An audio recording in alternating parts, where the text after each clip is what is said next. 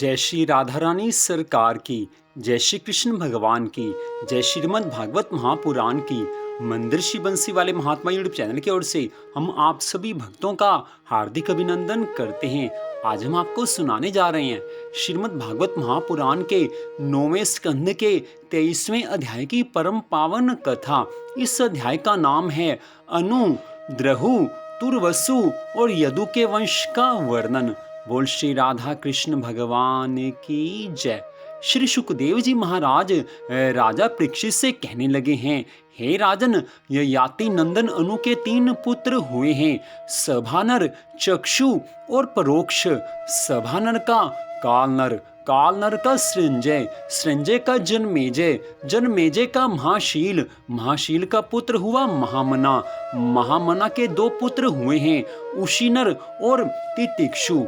उशीनर के 4 पुत्र थे, शिबी, वन, शमी और दक्ष। शिबी के 4 पुत्र हुए, वृषादर्भ, सुवीर, मद्र और कैकेय। उशीनर के भाई तितिक्षु के रुषद्रथ, रुषद्रथ के हेम, हेम के सुतपा और सुतपा के बलि नामक पुत्र हुआ। राजा बलि की पत्नी के गर्भ से दीर्घतमा मुनि ने 6 पुत्र उत्पन्न किए हैं, अंग, वंग, कलिंग, सुह, पुंड्र और अंध्र। इन लोगों ने अपने अपने नाम से पूर्व दिशा में 6 देश बसाए। अंग का पुत्र हुआ खनपान, खनपान का दिविरथ, दिविरथ का धर्मरथ और धर्मरथ का चित्ररथ। यह चित्ररथ ही रोमपाद के नाम से प्रसिद्ध था। इसके मित्र थे अयोध्यापति महाराज दशरथ। रोमपाद को कोई संतान नहीं थी, इसलिए दशरथ ने उन्हें अपनी शांता नाम की कन्या गोद में दे दी। शांता का विवाह ऋष्यशृंग मुनि से हुआ। ऋष्यशृंग भी भांडक ऋषि के द्वारा हरिणी के गर्भ से उत्पन्न हुए थे। एक बार राजा रोमपाद के राज्य में बहुत दिनों तक वर्षा नहीं हुई।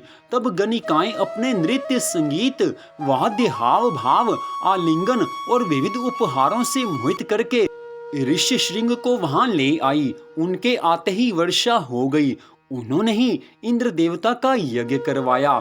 तब संतानहीन राजा रोमपाद को भी पुत्र हुआ और पुत्रहीन दशरथ ने भी उन्हीं के प्रयत्न से 4 पुत्र प्राप्त किए।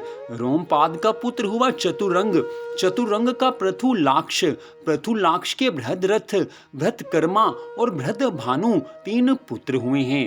बृहद्रथ का पुत्र हुआ बृहन्मना और ब्रह्मणमना का जयद्रथ हुआ है। जयद्रथ की पत्नी का नाम था संभूति। उसके गर्भ से विजय का जन्म हुआ। विजय का धृति, धृति का धृतव्रत, धृतव्रत का सत्कर्मा और सत्कर्मा का पुत्र था अधिरथ। अधिरथ को कोई संतान नहीं थी। किसी दिन वह गंगा तट पर क्रीड़ा कर रहा था। उसने देखा कि पिटारी में एक नन्हा सा शिशु बहा चला जा रहा है। वह बालक कर्ण था, जिसे कुंती ने कन्यावस्था में उत्पन्न होने के कारण उस प्रकार बहा दिया था। अधिरथ ने उसी को अपना पुत्र बना लिया। हे राजा परीक्षित, राजा कर्ण के पुत्र का नाम था वृषसेन। ययाति के पुत्र द्रहु से बभ्रू का जन्म हुआ। बभ्रू का सेतु, सेतु का आरब्ध, आरब्ध का गांधार, गांधार का धर्म, धर्म का धृत, धृत का दुर्मना और दुर्मना का पुत्र प्रचेता हुआ। प्रचेता के 100 पुत्र हुए। ये उत्तर दिशा में मलेच्छों के राजा हुए। ययाति के पुत्र तुर्वसु का वह्नि, वह्नि का भर्ग, भर्ग का भानुमान, भानुमान का त्रिभानु, त्रिभानु का उदार बुद्धि करंधम और करंधम का पुत्र हुआ मरुत। मरुत संतानहीन था, इसलिए उसने पूर्ववंशी दुष्यंत को अपना पुत्र बना रखा था। परंतु दुष्यंत राज्य की कामना से अपने ही वंश में लौट गए। इतनी कथा सुनाकर श्री सुखदेव जी महाराज राजा परीक्षित से कहने लगे हैं, हे राजन, अब मैं राजा ययाति के बड़े पुत्र यदु के वंश का वर्णन करता हूँ। हे राजन, महाराज यदु का वंश परम पवित्र और मनुष्यों के समस्त पापों को नष्ट करने वाला है। जो मनुष्य इसकी कथा का श्रवण करेगा वह समस्त पापों से मुक्त हो जाएगा। हे राजन, इस वंश में स्वयं भगवान परब्रह्म श्री कृष्ण ने मनुष्य के रूप में अवतार लिया था। यदु के 4 पुत्र थे, सहस्त्रजित, क्रोष्टा, नल और रिपु। सहस्त्रजित से शतजित का जन्म हुआ है। शतजित के 3 पुत्र थे, महा है, वेणु है और है का धर्म, धर्म का नेत्र, नेत्र का कुंती, कुंती का सोहंजी, सोहंजी का महिष्मान और महिष्मान का पुत्र भद्रसेन हुआ है। भद्रसेन के 2 पुत्र थे, दुर्मद और धनक। धनक के 4 पुत्र हुए हैं, कृतवीर्य, कृताग्नि, कृतवर्मा और कृतोजा। कृतवीर्य का पुत्र अर्जुन था। वह 7 द्वीप का एक छत्र सम्राट था।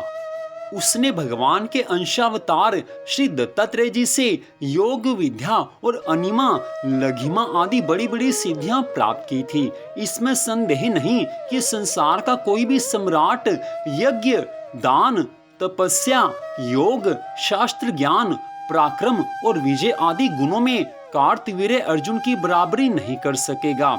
सहस्त्रबाहु अर्जुन 85,000 वर्ष तक 6 इंद्रियों से अक्षय विषयों का भोग करता रहा। इस बीच में ना तो उसके शरीर का बल ही क्षीण हुआ और ना तो कभी उसने यही स्मरण किया कि मेरे धन का नाश हो जाएगा।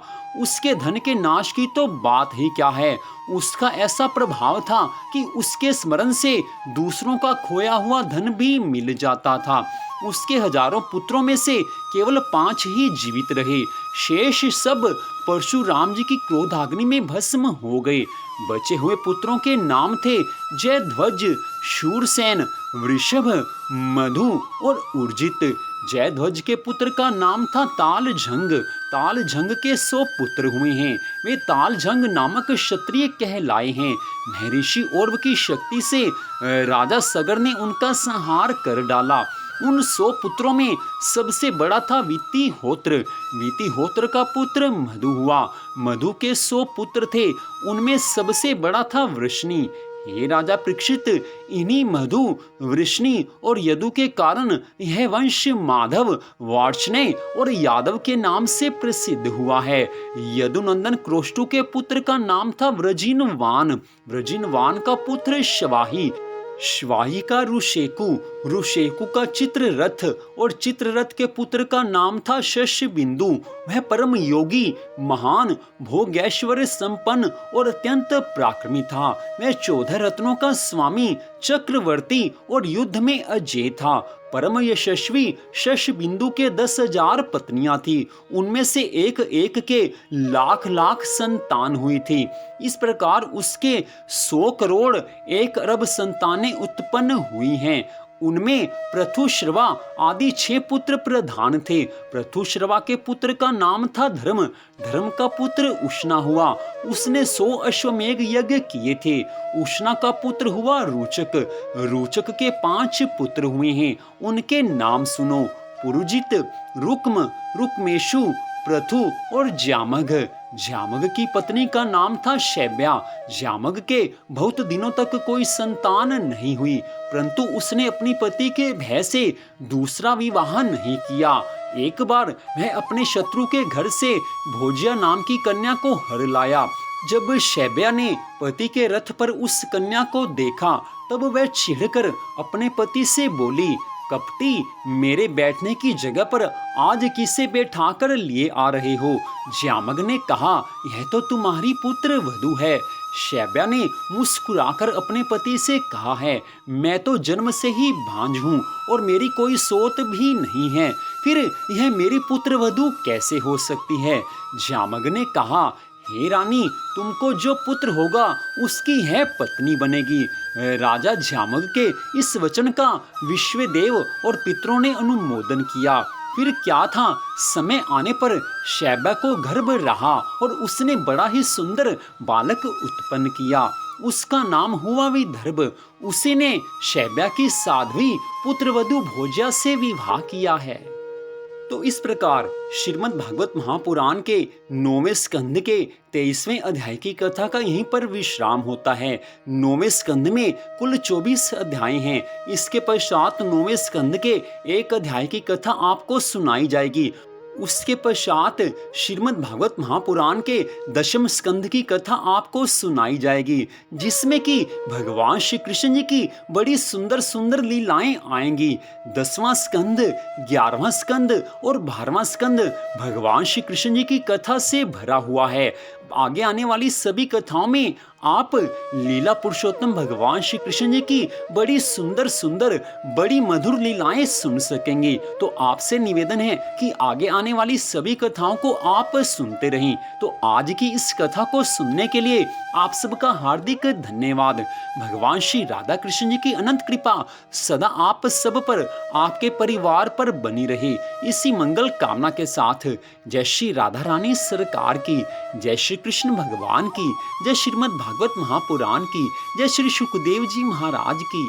जय जय श्री राधे, जय जय श्री राधे, जय जय श्री राधे श्याम।